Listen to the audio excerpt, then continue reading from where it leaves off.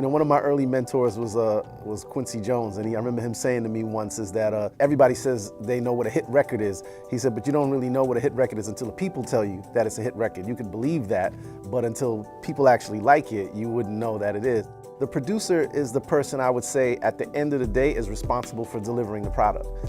I think it's the vision and the person who sees that vision through, that can chart the course for whatever the thing is supposed to be in the end. Because that's a road that has a lot of twists and turns. And you know, if you don't have that person there, you could end up, you know, you could say you're going here and you end up over there. So that's what I would say the producer is. We've lost maybe a little bit of that in how the industry is now. I think technology has sort of level the playing field so much that everybody has access to everything. So what makes one person stand out above somebody else? And I think that comes back to that same thing. Who has the vision of what to do with the things, you know, so to get to the end result? That's the producer.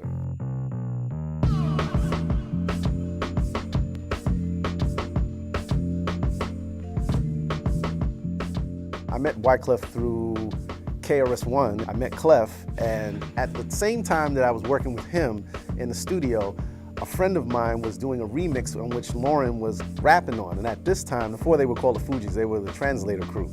And Lauren was coming. I didn't know Lauren, I knew Wyclef, and I didn't really know them as a group.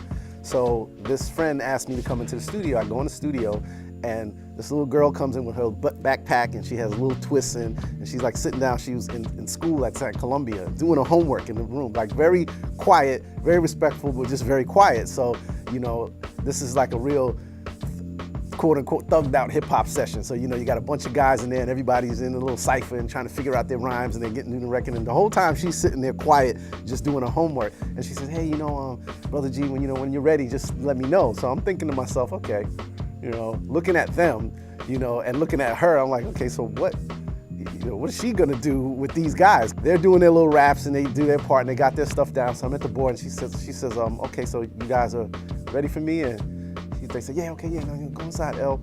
So she goes, oh, okay. You know, she puts her bag down and puts her books down, and she walks into the room. So I go to the board, and I get the mic together, open up. I said, all right, so you ready? What do you want to do? She said, I don't know. Let's take it to the top and let me try something. I said, okay, cool. Take the song back, start it, and she starts freestyling.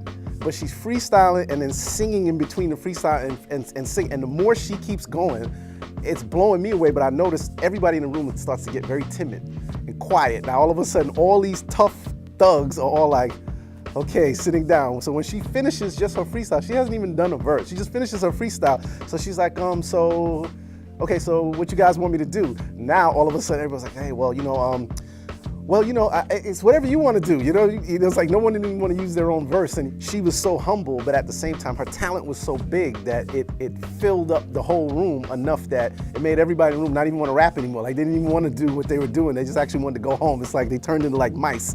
You know, it's like she turned into the lion and they turned into mice.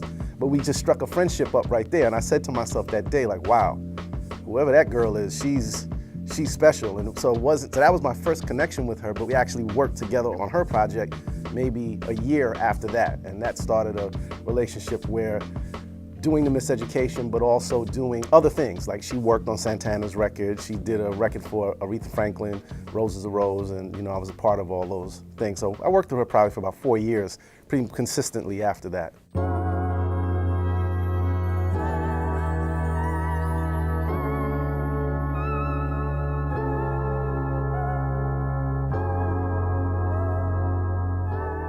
That album took about 1.5 years and it spanned, you know, we recorded in Jamaica at Bob Marley's house. So at Hope Road, which is now a museum, at that time, we got to use the studio. So tracks were cut there, tracks were cut in New York, tracks were cut in Miami, tracks were cut in London.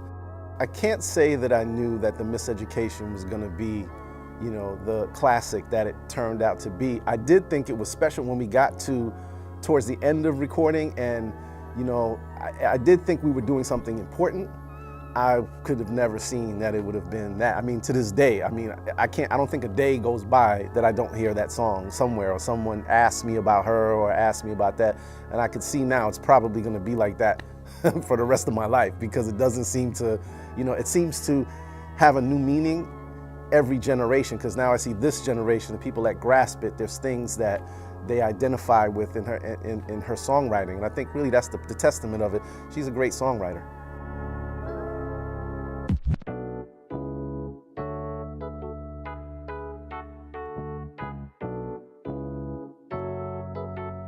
It was an unbelievable process, a lot of pressure, because I was also A&R, so I was senior director of A&R at Columbia at the same time that I was doing that record, so I was getting pressure from both sides. But at the same time, you know, this amazing piece of art is coming together, so it definitely was trying, but you know, it was great to see the end result. Keep striving, keep the faith, keep believing, keep pushing, and keep thumping.